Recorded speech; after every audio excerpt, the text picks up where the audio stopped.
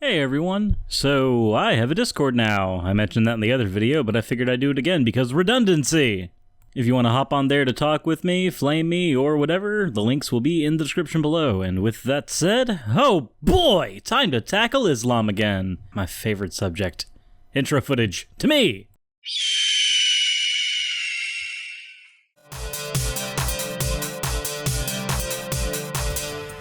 So one thing I need to get out of the way before we actually get into the video in question has no voice work, so if you're an audio-only listener, I'm sorry, I'm gonna do my best to provide context. Also, comments were disabled in the original video because I guess they're not fans of the open marketplace of ideas, go figure! One last thing of note, Islamic law is generally composed of any combination of three things. The Quran, their equivalent of the Christian Holy Bible, the Sunnah, which is a combination of laws and best practices to be followed by Islamic societies, or the Hadiths, which are one-off stories told by the perspective of either Muhammad, Aisha, or another figure within the faith. Hadiths, unlike the Quran, are usually in dispute between different Islamic societies and scholars as to whether or not one is considered good or canon. As such, some Islamic societies adopt certain hadiths into their structure and others do not.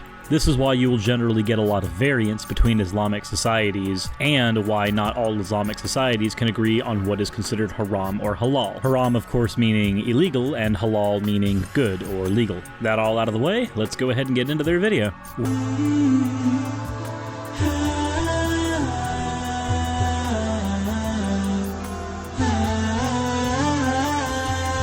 Wearing gold jewelry. At best, I could really only consider this being a problem if you were trying to prevent a society from showing off their inherent greed or wealth. But even so, functionally, what purpose does it serve? If somebody wants to show off that they're wealthy, it doesn't change the fact that they are, and if somebody doesn't want to show off that they're wealthy, it still doesn't change the fact that they're wealthy. All you're doing is changing their outward appearance. What functionally will that change? And why specifically gold? I don't really understand it. I know that gold traditionally has been seen as a sign of wealth, but nowadays we also see things like diamonds as a sign of wealth. Are those okay?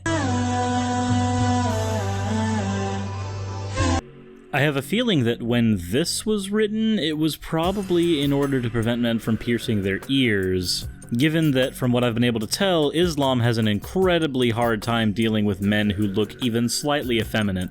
But again, really, all this law is doing is changing how somebody appears. It's not going to change anything about how they are on the inside. Past that, I feel like this is completely arbitrary, and I don't see a true point behind it, except for trying to control what somebody may or may not look like, so your society looks better to the outside world. Obviously using an incredibly loose definition of better.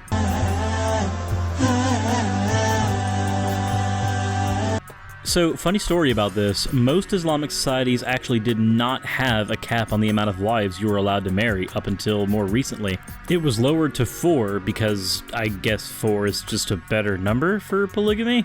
I don't know. Personally, I don't have any problem with somebody having multiple partners. That's their choice and their deal. Though I think putting an arbitrary limit on that is just kind of strange, especially when the limit was originally a lot higher.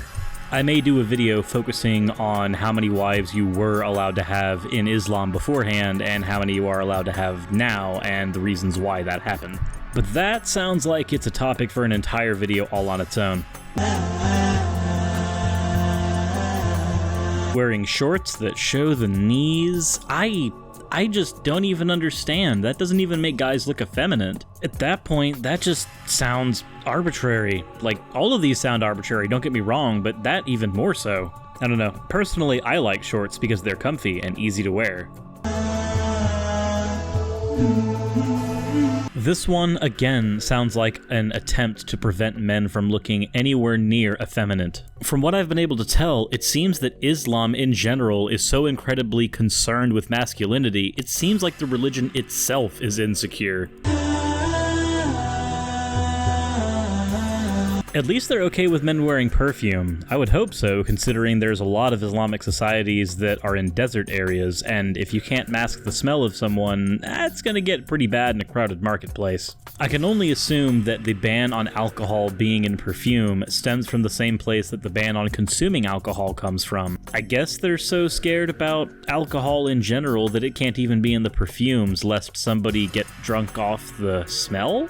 I don't know, seems stupid to me.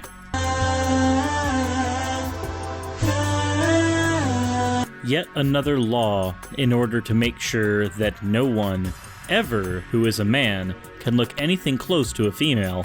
It's a fact of life that some men just don't grow beards, and those that do might not be comfortable with those beards in general.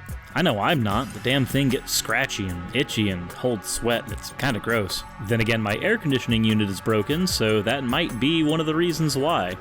Unfortunately though, it's a fact of life that some men don't have facial hair and some women do. This attempt to enforce a stereotype on your society for the sake of appearances just seems arbitrary and stupid, and I don't know how many times I'm gonna have to say that in this video. Because long mustaches are for villains, Islam is a religion of good and peace.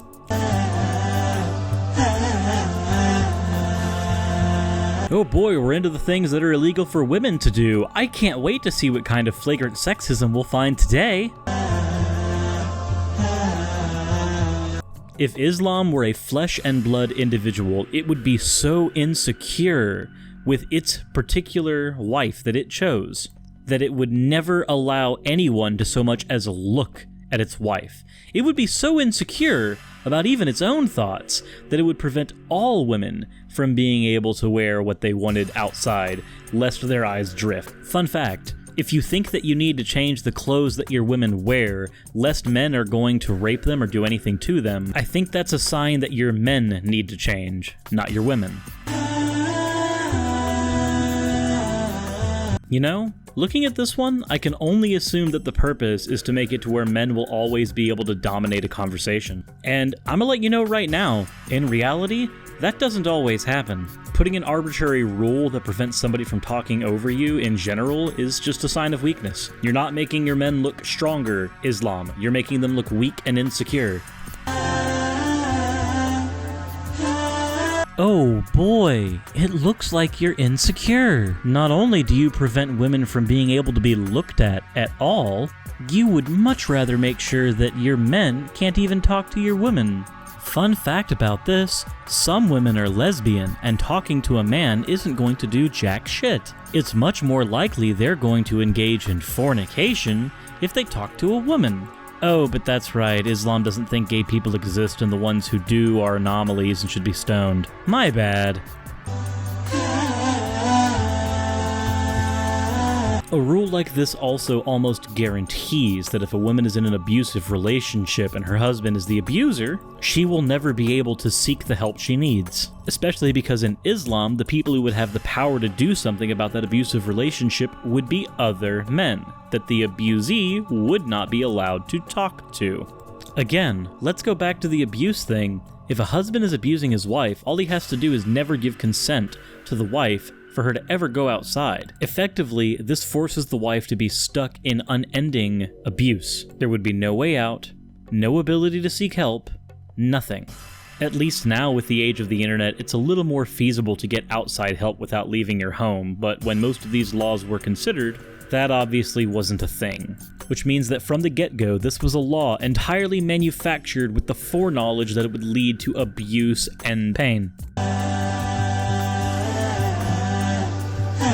So, I can see in one part that this could be a method to prevent somebody from showing any signs of wealth out in public, much like with the prevention of letting men wear gold jewelry. Though I find it very strange that men are not allowed to wear gold jewelry, but women aren't allowed to wear any jewelry.